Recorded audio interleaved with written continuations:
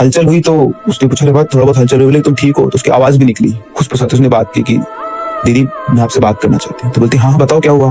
बोलते एक राज है जो मैं आपको बताना चाहती हूँ, और मुझे ऐसा लग रहा है कि मेरा समय आ गया है, तो मैं चाहती हूँ कि आपको पता लगे कि क्या था और क्या नहीं था। तो उसने बताओ क्या हुआ? बोले जीजा जी की मौत एक्सीडेंट में नहीं हुई थी। बोलती फिर कैसे? उसने बताया कि जैसे मैं वहां गई थी डिलीवरी करवाने, फिर वो पूरा इंसिडेंट बताया उसने कि अपनी बड़ी डायन ने अपनी बहन को छुड़वा दिया, लेकिन जीजा जी इतने लालची थे कि उन्होंने वापस से उस तांत्रिक के पास गए और विद्याएं करके वापस से उन्होंने उस डायन को पकड़ने की कोशिश की। और इस बार उस डायन ने कह दिया कि एक बार मैं तुमको माफ कर चुकी, दोबारा नहीं करूंगी। और अगले दिन जिया जी की मौत हो गई। उसके बाद वो डायन वापस मेरे पास आई।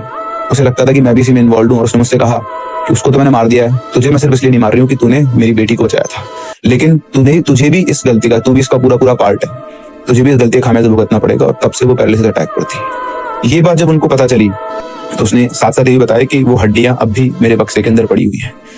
ये हड्डियां किसी के भी हाथ नहीं लगनी चाहिए, क्योंकि हड्डियां आशीर्वाद नहीं, ये श्राप है। क्योंकि जिसके पास भी जाएगी वो लालच करेगा, कुछ ना कुछ करके वो उनसे वापस कनेक्ट करने की कोशिश करेगा। इसलिए आप ही इसको संभाल कर रखना, किसी को भी पता नहीं चलना चाहिए। ये सब बताने के आधे घंटे बाद उसकी भी डेथ हो जाती है। तब से वो हड्डियां इनकी नानी के पास, यानी आशा ताई के पास प्रिजर्व थी, और अब उनकी मौत के बाद इनकी फैमिली को वो हड्डियां मिली थी।